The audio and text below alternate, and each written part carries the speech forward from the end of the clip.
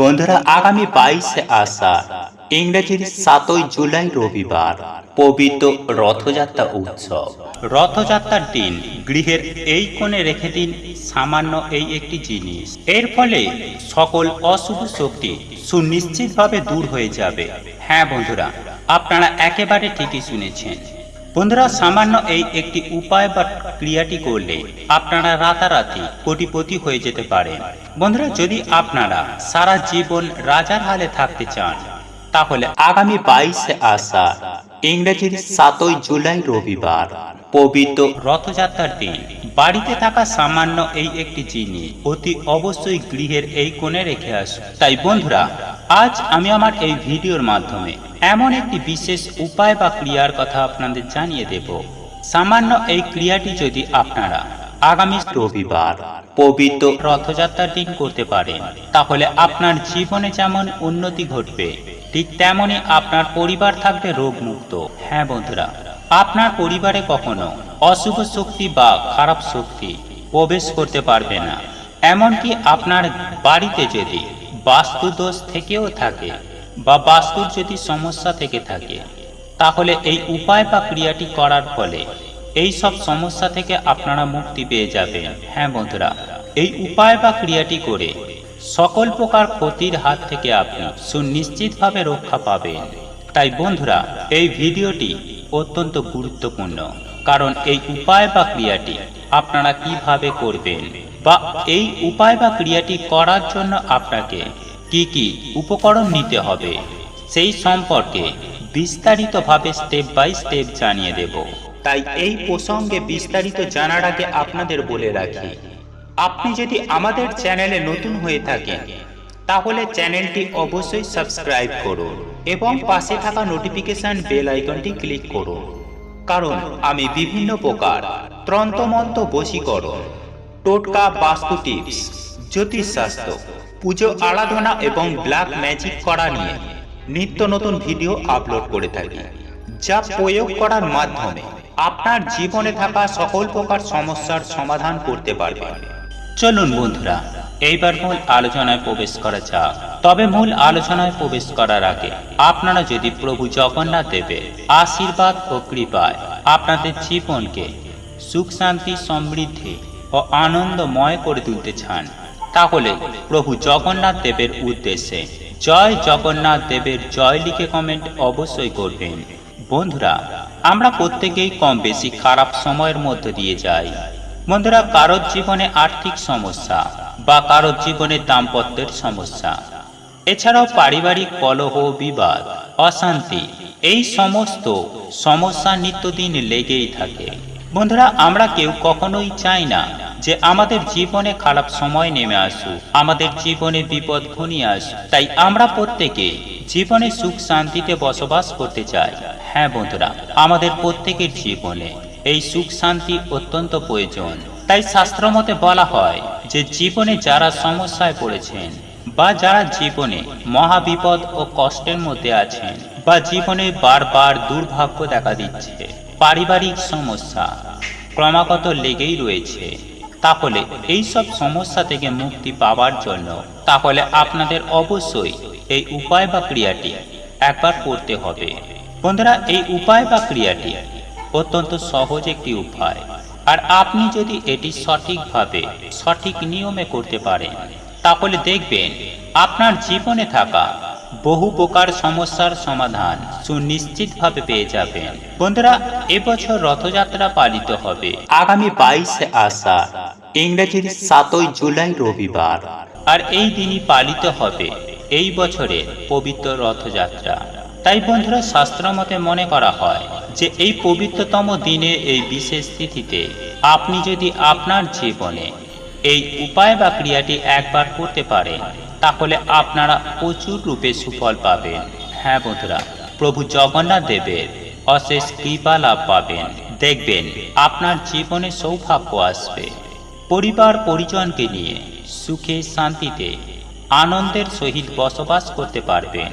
বন্ধুরা, শাস্ত্র মতে মনে করা হয় যাদের বাস্তু সমস্যা রয়েছে, আর এর জন্য আপনাকে যে উপায় বা ক্রিয়াটি করতে হবে, আর আপনি যদি এই উপায় বা ক্রিয়াটি করতে পারেন, তাহলে দেখবেন আপনার জীবনে বিপুল পরিমাণে আর্থিক উন্নতি ঘটবে।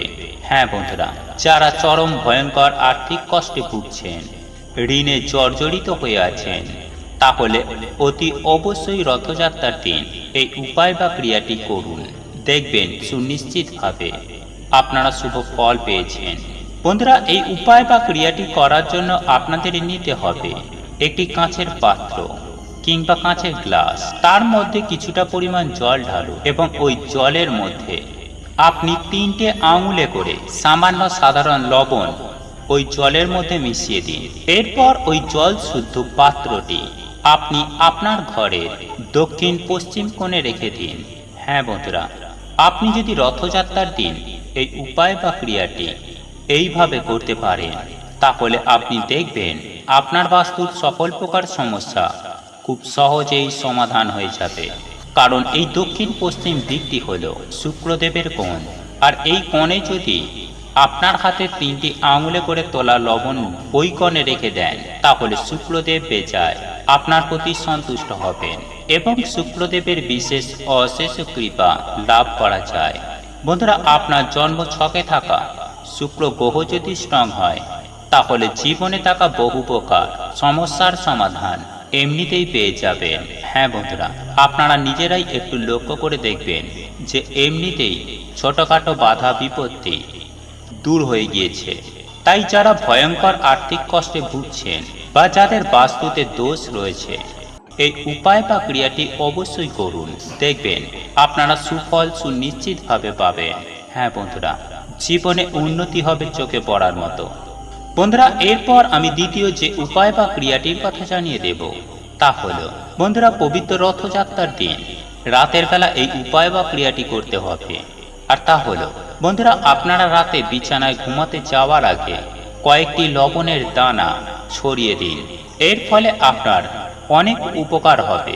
হ্যাঁ বন্ধুরা, এই লবণের দানাগুলি অনেকক্ষণ থাকার পর সেগুলিকে ভালোভাবে ঝেড়ে ফেলুন, তারপর আপনারা ঘুমাতে যান। হ্যাঁ বন্ধুরা, আপনারা একেবারে ঠিকই শুনেছেন।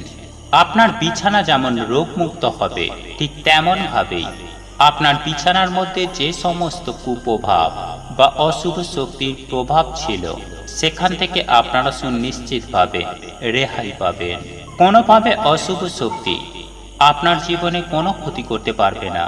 আর এটি একটি খুবই গুরুত্বপূর্ণ টোটকা বা ক্রিয়া, যা পরীক্ষিত এবং প্রমাণিত।